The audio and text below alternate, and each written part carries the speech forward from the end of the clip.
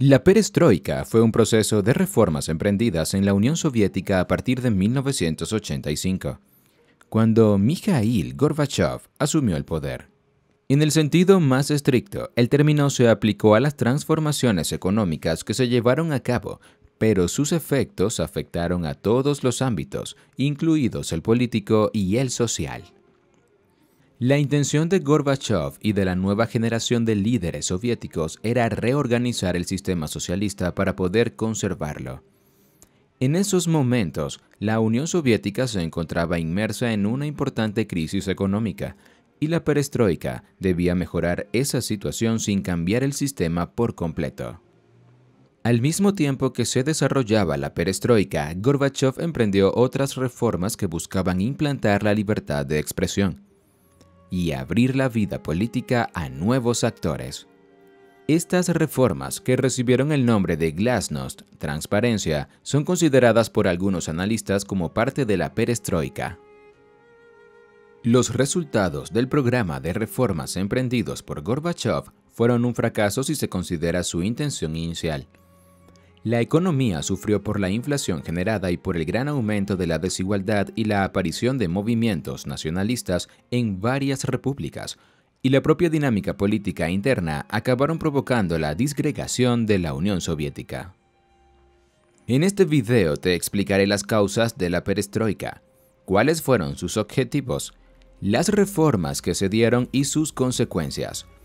Si quieres aprender más de este y otros temas, visita lifeder.com y busca lo que necesites en el buscador de la web. Inicio y causas.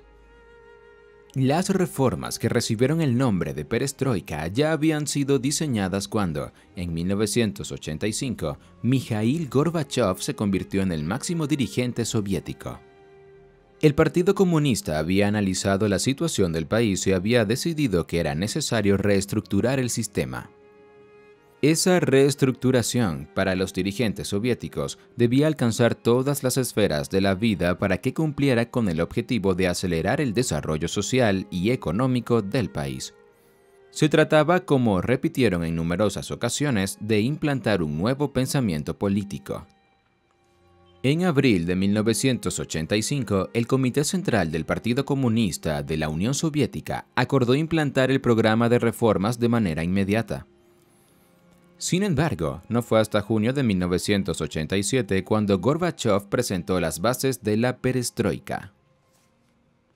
Mala situación económica. Aunque la economía soviética tenía otros muchos problemas, lo que acabó por empeorar la situación fueron los gastos militares.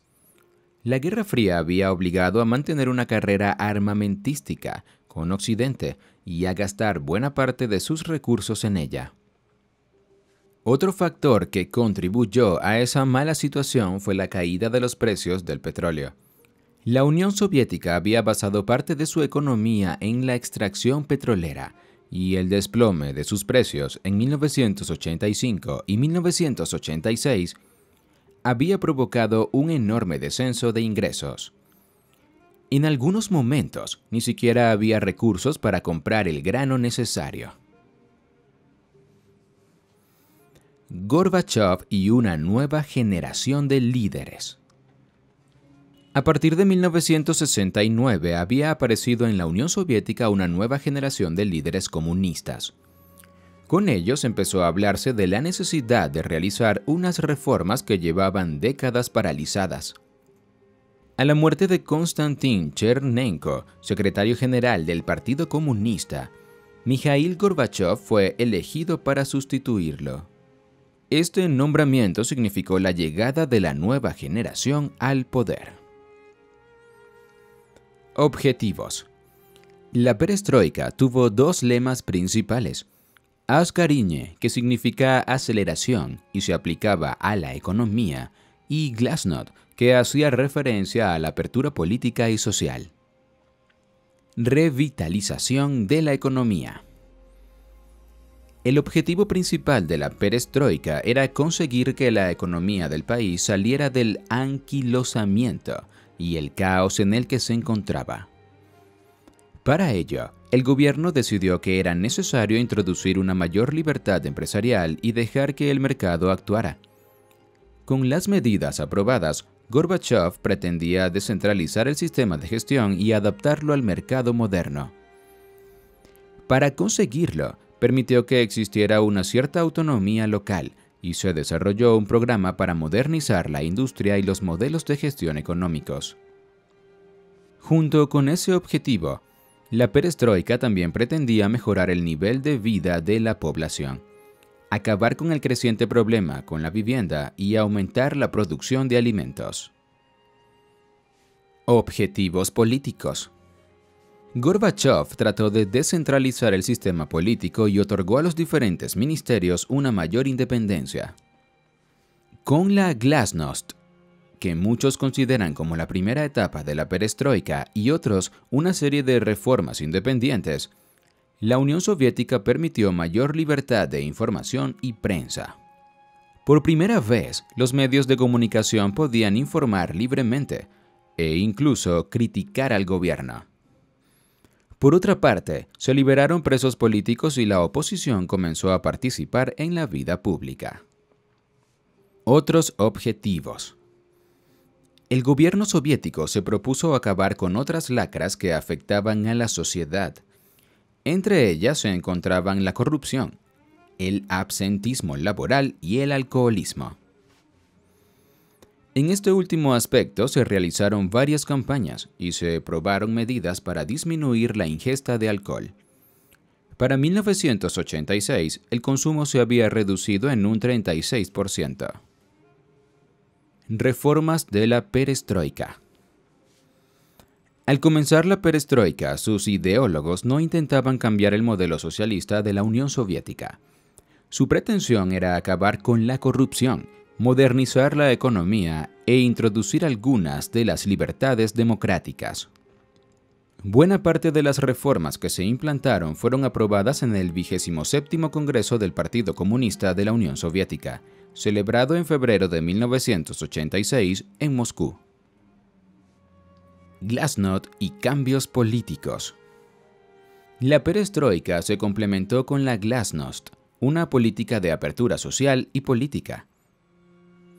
Con las reformas introducidas, comenzó a permitirse la libertad de expresión y opinión, con lo que se aparecieron las críticas públicas al gobierno. La transparencia informativa empezó a implantarse con la publicación de aspectos relativos a las propias reformas que se estaban implantando. Por otra parte, Gorbachov impulsó cambios en el sistema político y en el orden constitucional.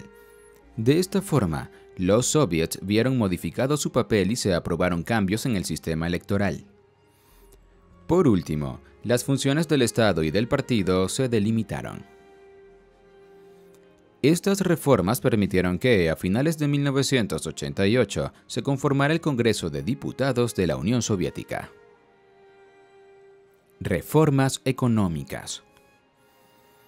A partir de 1987, el gobierno de Gorbachov creó nuevos organismos para controlar el rendimiento de las empresas estatales y sus actividades. Aparte de esos instrumentos, en el marco del último plan quinquenal se aprobaron más medidas económicas. Las más importantes fueron las que legalizaron algunos servicios privados, como los restaurantes o taxis, la concesión a los koljoses para que comercializaran directamente toda su producción y la eliminación de parte de la burocracia. Otras reformas posteriores abrieron las puertas a que se formaran empresas mixtas con compañías extranjeras, además de conceder más facultades a los directores de las empresas soviéticas. Los trabajadores, por su parte, pudieron participar en mayor medida en las decisiones empresariales y se aprobó un nuevo sistema electoral para la elección de administradores, representantes obreros y directores. Por último, se ofreció a los ciudadanos soviéticos la posibilidad de asociarse para abrir pequeños negocios privados. Indisciplina laboral. Una de las obsesiones de Gorbachov era acabar con la indisciplina laboral y con la corrupción. A partir de 1985, las autoridades empezaron a perseguir estas prácticas y varios altos funcionarios fueron castigados con dureza. Pluralidad política. El gobierno decidió durante la segunda mitad de 1986 que el desarrollo económico del país solo se conseguiría con un cambio en el sistema político. Así, se implementaron una serie de reformas que afectaron a aspectos fundamentales del sistema vigente hasta ese momento. La decisión más importante fue el final del monopolio político del Partido Comunista de la Unión Soviética. A partir de 1989, el pluripartidismo llegó al país, con la aparición de los primeros partidos no socialistas, que pudieron participar en las elecciones parlamentarias de ese mismo año. Consecuencias. Las elecciones de junio de 1988 significaron la aparición de un gran número de reformadores, incluido Boris Yeltsin. A finales de 1990, el Congreso contaba con 18 grupos políticos, aunque el Partido Comunista seguía siendo el más votado. Para esos momentos, la perestroika de Gorbachov comenzó a recibir un gran número de críticas desde todos los sectores. Los reformistas protestaban por la lentitud en los cambios, mientras que muchos comunistas afirmaban que el sistema iba a ser destruido por completo. Muchos analistas consideran que la perestroika y la glasnost fueron procesos voluntaristas desarrollados por Gorbachov, y que no existía un plan sólido de cambio. Esto explicaría que las consecuencias de las reformas no fueran las deseadas por el líder soviético. Fracaso económico. Las reformas aplicadas a la economía no tuvieron los efectos beneficiosos esperados por el gobierno soviético.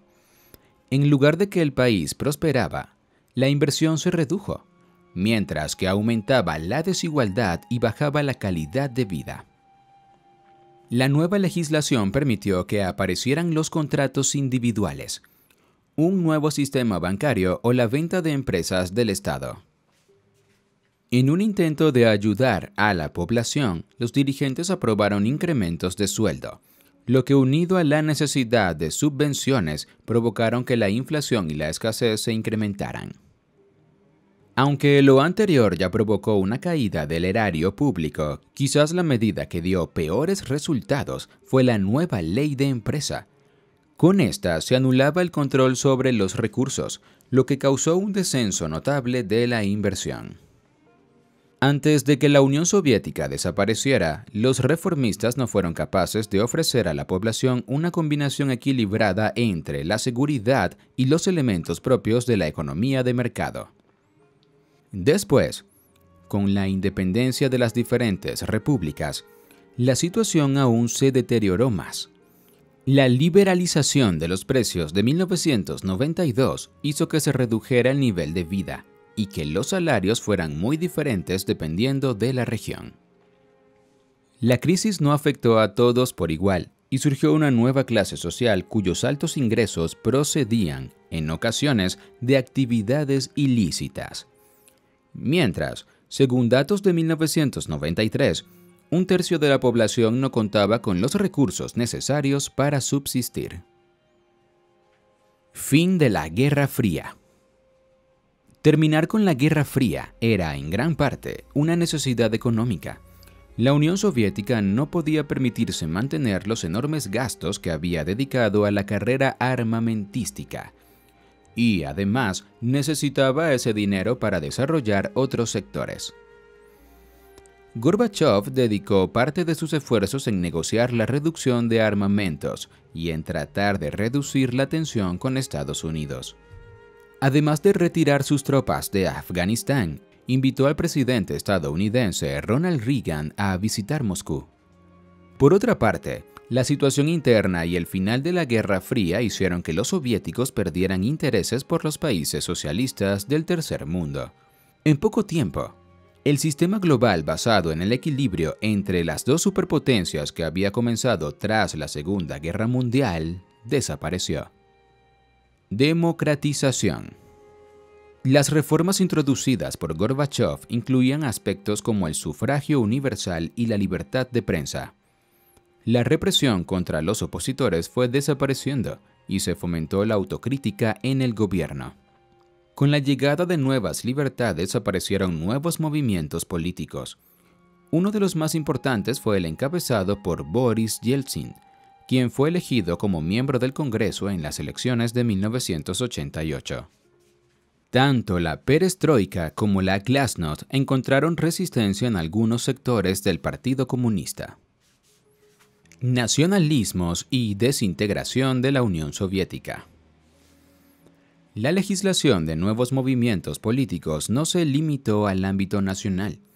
En algunas de las repúblicas que conformaban la Unión Soviética aparecieron grupos nacionalistas que buscaban la independencia. Estos movimientos nacionalistas surgieron primero en las repúblicas bálticas, pero pronto llegaron a todas las partes del país, desde Transcaucasia a Asia Central, pasando por Ucrania. Las autoridades soviéticas intentaron frenar el problema con un referéndum celebrado en 1990. En la votación, que tuvo lugar en todas las repúblicas, venció la opción de permanecer unidos como un solo país. Algunos altos cargos del PCUS y de la KGB intentaron dar un golpe de Estado el 19 de agosto de 1991. Su objetivo era que no se aprobara el nuevo Tratado de la Unión, que permitía el autogobierno de las repúblicas de la Unión Soviética. La pasividad de gran parte del ejército, la falta de apoyo popular y la actitud de Boris Yeltsin fueron fundamentales para que el golpe fracasara. A partir de ese momento, las repúblicas federales comenzaron a declarar la independencia. El 8 de diciembre de 1991, los presidentes de las repúblicas de Rusia, Ucrania y Bielorrusia firmaron el Tratado de Bela-Vesha, que proclamaba la disolución de la Unión Soviética. En su lugar, el tratado establecía la aparición de la Comunidad de Estados Independientes. Gorbachov fue informado por teléfono de la noticia y el 25 de diciembre presentó su dimisión como presidente de la Unión Soviética.